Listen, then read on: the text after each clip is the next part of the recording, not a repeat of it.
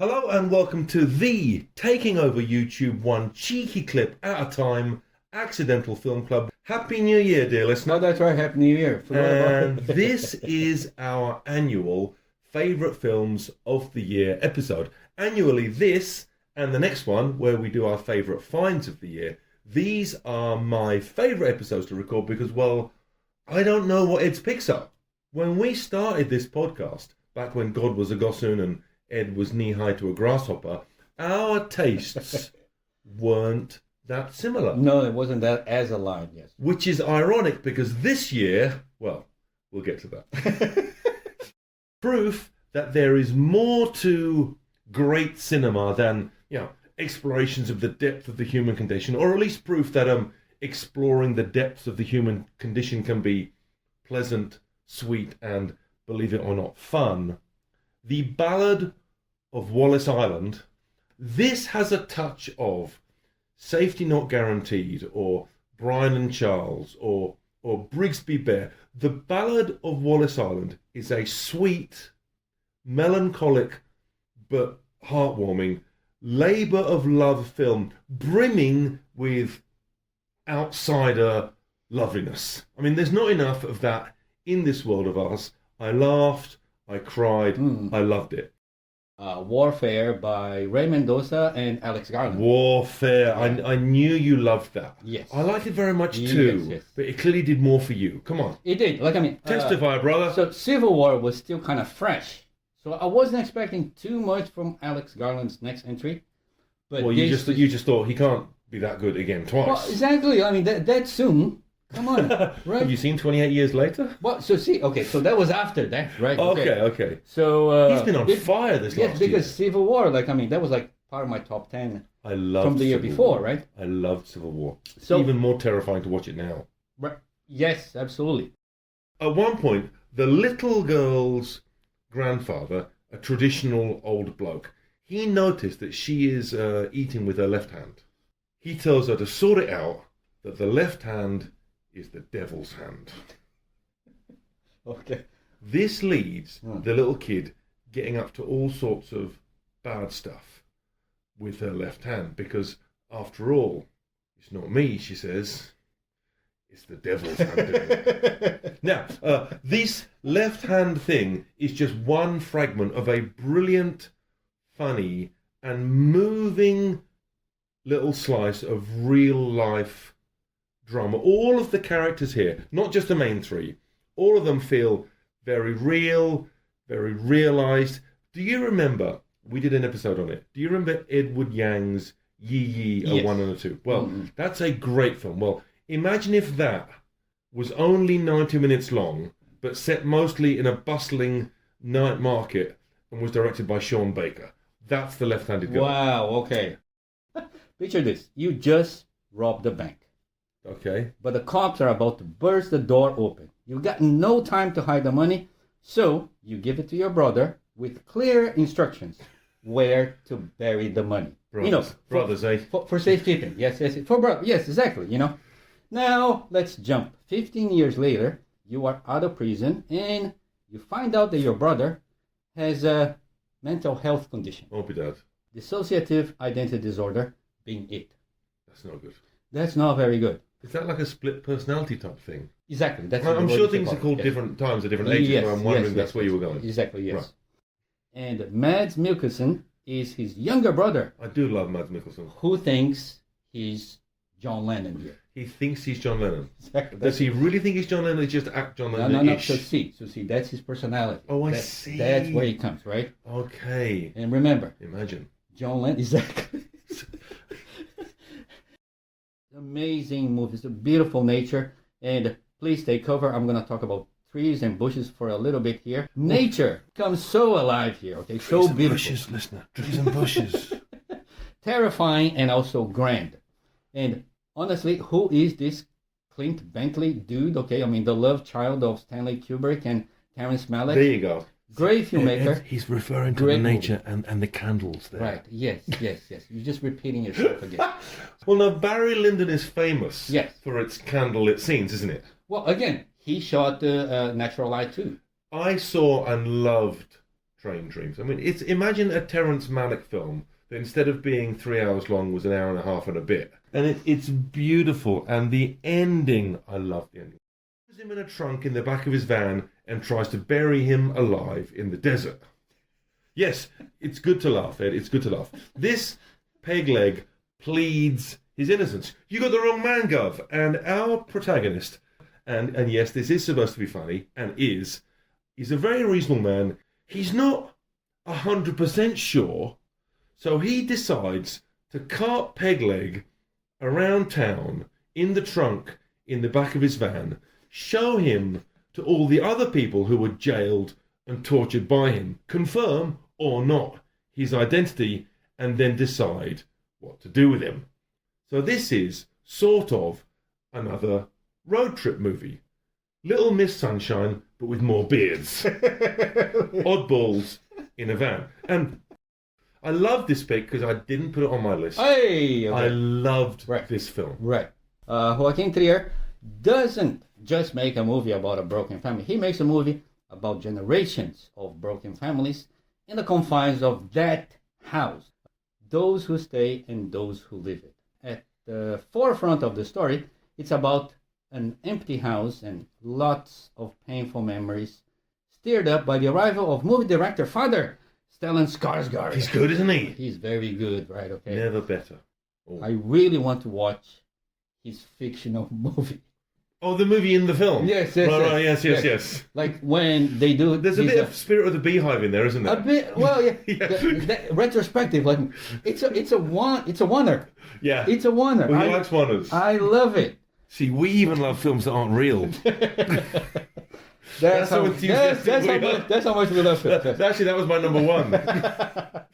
There's a newlywed couple driving on their way to a weekend away. They're off to see some other couple.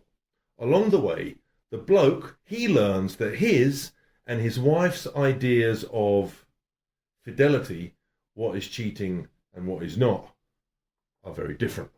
That's not good. That's not good to have. This leads to a hilarious outburst, and he ends up opening the door and running from the car. Something like Will Ferrell in Old School. I mean, he's not naked, but he is running, and he is naked emotionally. And in the end, he does end up with the couple they were to meet, and it turns out that they have some odd ideas about what it means to be faithful and what is happiness.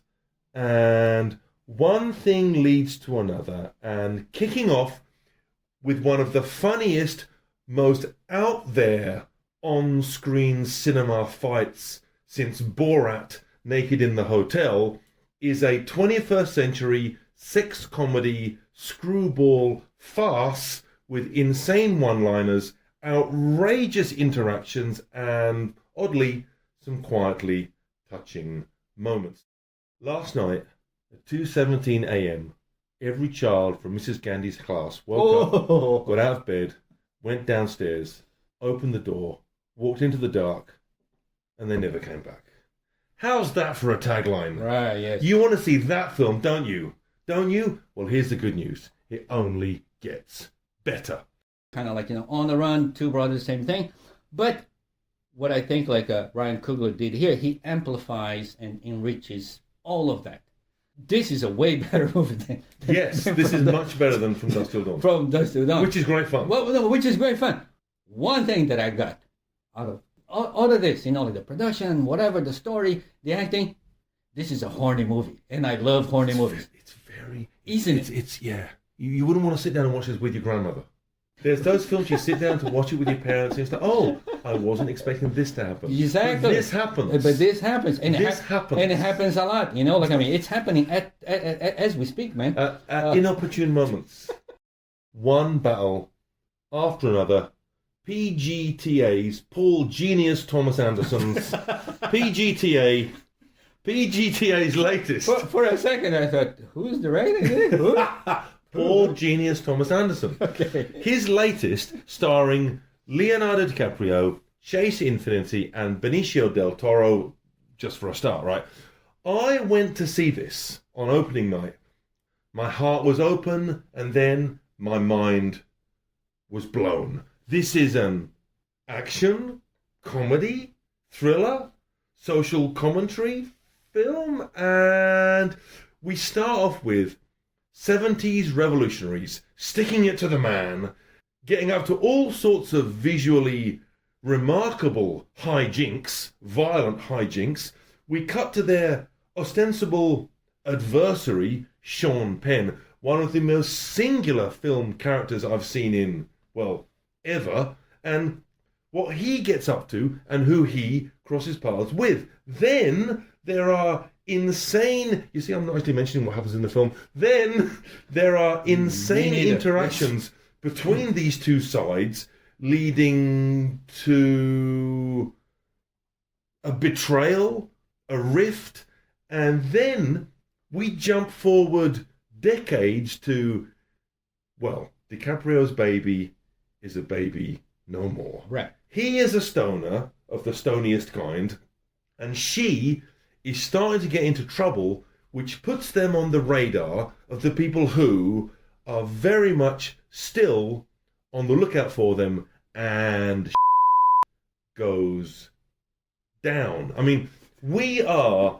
the spoiler-free Accidental Film Club, and let me tell you, I have barely scratched the surface of what glorious, eye-popping, engaging bonkersness goes down in this film. You want to hear about the finale? Well, the straight line, one road, thrills and spills. I literally had no idea who was going to end up doing what car chase. Well, this is a fantastic film. In a year of fantastic films, yes. This is by far my favourite.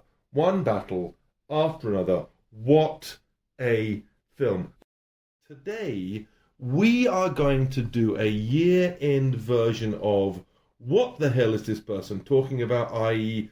bad reviews of great films. We will take turns reading out bad reviews of films that we thought were great, films that were great. Yes.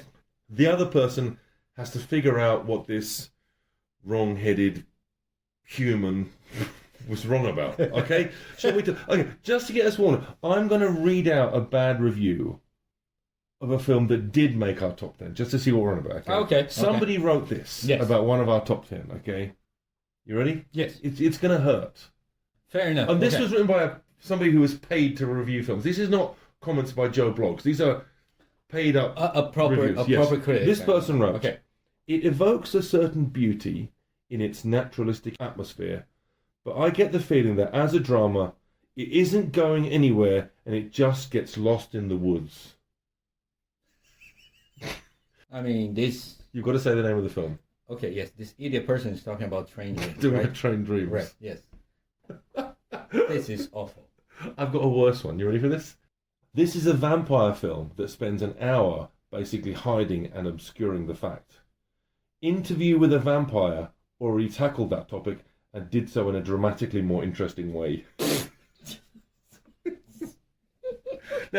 Now, anybody who has seen the film to which that refers will know, but we're not going to say which film it refers to because that would be a spoiler. Yes. Okay.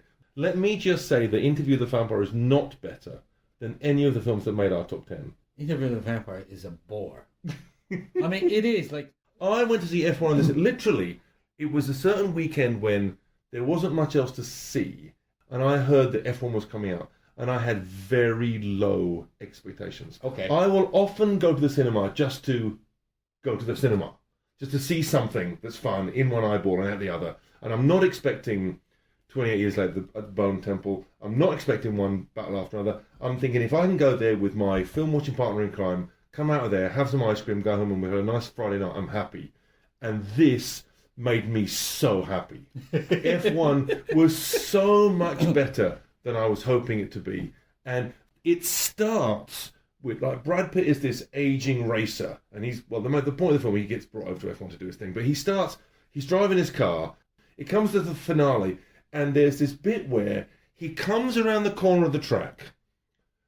The very, very best bit of Whole Lotta Love by Led Zeppelin kicks in. The fireworks go off. The car goes, we are in the right place. We are in the right place. Because a lot of people have the wrong idea about what is the best bit of A Whole Lot of Love by Led Zeppelin. A lot of people think it's the main riff that goes I do too. No, you don't. Right. What you know is, in your heart of hearts, that the best bit is when, after Jimmy Page's solo, and then the drums go, and then it goes, that bit, bang, right there. Brad Pitt comes around the corner, the car goes, the fireworks go off, and I thought, yes. Oh, yes. I mean, I guess this guy can actually shoot movies, eh? He knows where to point the camera and where to drive the car. Thank you very much for listening. We are the Accidental Film Club podcast. Whether you like it or not. And our mantra still is no spoilers. Thank you for downloading. Thank you for listening. We love you all. And again, Happy New Year. Happy New Year. Ed, what's my favourite kind of... Can't say on there. Can I say on there? Mexican hairless is not a swear word. Hey, okay, all right.